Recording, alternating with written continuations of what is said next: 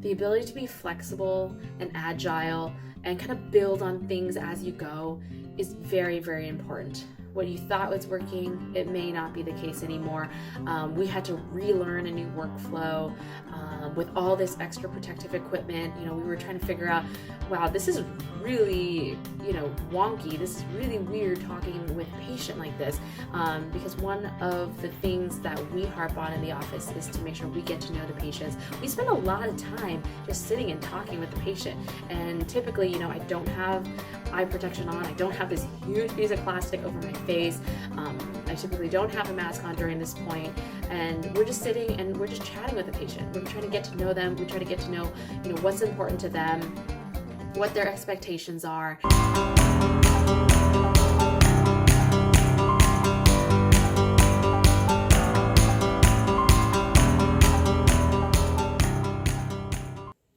Hi everyone, welcome back to my Mommy's Life channel, where I share with you guys my journey as a first-time mom, dentist, and business owner. In today's video, I'm very excited to share some amazing news, and that is we have started going back to work, and it's been amazing. During these 8 weeks, we were reinforced why it's so important that dental care is something that people keep in their minds all the time. We went to school for this, we were educated for this, we know the importance, but a lot of times we do have patients that will delay treatment or who won't come in for a long time for various reasons, and we know how detrimental that can be.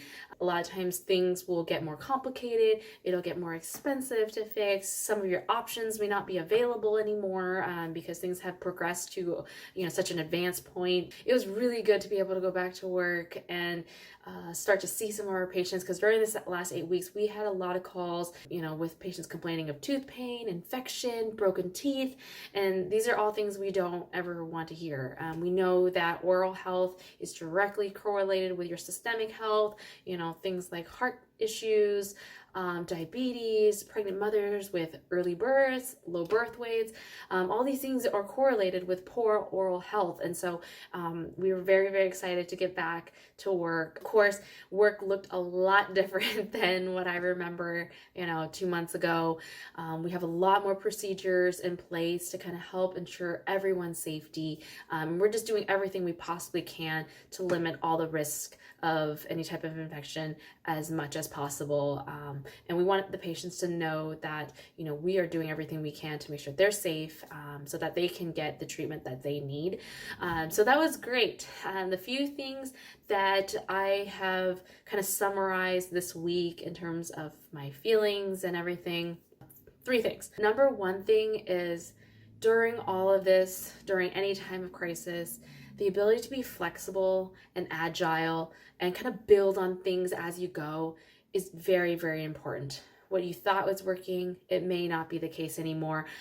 We had to relearn a new workflow with all this extra protective equipment. We were trying to figure out, wow, this is really wonky. This is really weird talking with a patient like this, because one of the things that we harp on in the office is to make sure we get to know the patients. We spend a lot of time just sitting and talking with the patient, and typically, I don't have eye protection on. I don't have this huge piece of plastic over my face.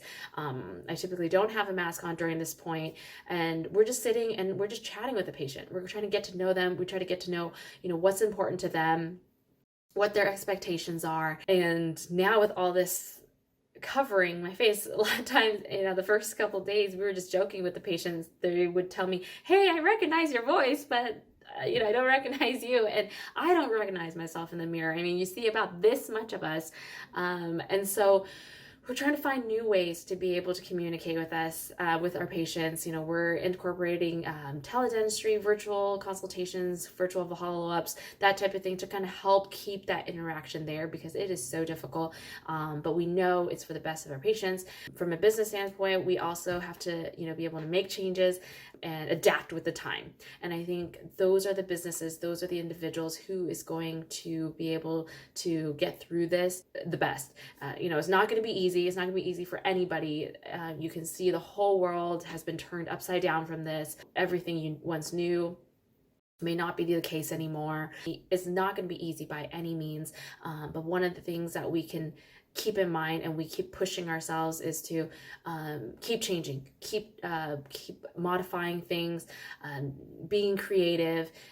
This is where the innovation comes into place. I think innovation and how we can adapt. And as humans, we're built for that. We're built for adaptation. That's how we evolved to be the way we are. And so if we can continue to tap into that, the more success we're going to be able to have during all this. So get creative with your businesses, find new ways to get around what's going on now, and address it head on. The number 2 thing is life is so short. I think this is one of the things that you kind of forget about. Life is really short, and you just never know when it might be the end. And so I feel like it's really important that we start to realize, hey, what are the things that are really important? Forget the petty things. Holding grudges, trying to get back at whoever, or all the hate, all the people that you stop talking to for whatever reason, is it worth it? I feel like a lot of times it takes more energy, it brings negativity into your life when you are holding grudges and all of that. So take this time to reconnect with people that you may have had a fallout with, or people you haven't talked to for a long time. I think that was the best thing that came out of this 8 weeks, is being able to talk to people that I hadn't talked to for a long time. And you kind of forget that because you're in such a daily routine, and by the end of the day you don't have a lot of time, and so everybody is going through that motion, and we start going into the hamster wheel, round and around. And so we just got to break that cycle, use that energy that you're using for nonsensical things towards a positive drive, and just get what you need done. I think you'll find that you have a lot more energy if you transfer all of that energy that is filled with darkness, anxiety, hate, anger towards people. Like, stop remembering the stuff that happened years ago. Use that energy and put it into good use. This is where you're going to succeed. And the third thing is, I think we have to define what is failure and what is having failed. I think that everybody is going to have failures in their life, but that doesn't mean that it's the end. I think at that point, when you mentally tell yourself that, I'm just defeated, I give up, I surrender, that is when you have signed the deal and you can say you have failed. Until you have gotten to that point, until you decide that this is the end, I have failed, there is still hope.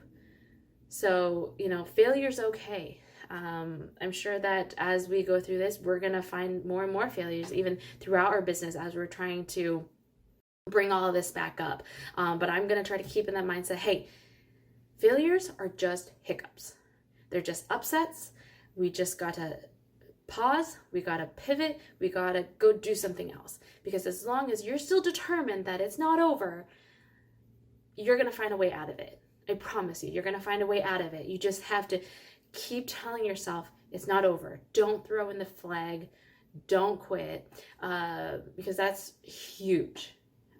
That's huge, especially right now when all those voices, all the media, everything is just full of negativity, full of failures, and don't let that get to you. Keep going. It's really important that your mind is in the right place. And that's what we're telling our team. That's what I'm telling myself every day, because that's the only way we're going to be able to get out of this. And I strongly believe that as individuals, especially those with small businesses, when it seems that all odds are stacked against us right now, I mean, it really is. We're going to have to stay determined, because we will get out of this. And the biggest thing is, don't let yourself get complacent. As soon as you get complacent, it's a very, very dangerous place to be in. And I know a lot of people are following suit with that, because even for myself, I own the business. I have full reason. I have a huge loan. I have lots of families riding on this. Lots of lifelines lie on my business. I was starting to fall a little bit complacent with that length of time that we were away from work. So make sure you don't do that. Keep drumming up things that you can do, keep drumming up new ways that you can come back at this when it's your time to reopen. So I hope you guys continue to stay safe out there. We look forward to seeing you in the office, and until then, make sure you continue to be kind, be positive, and we'll get out of this. See you guys soon.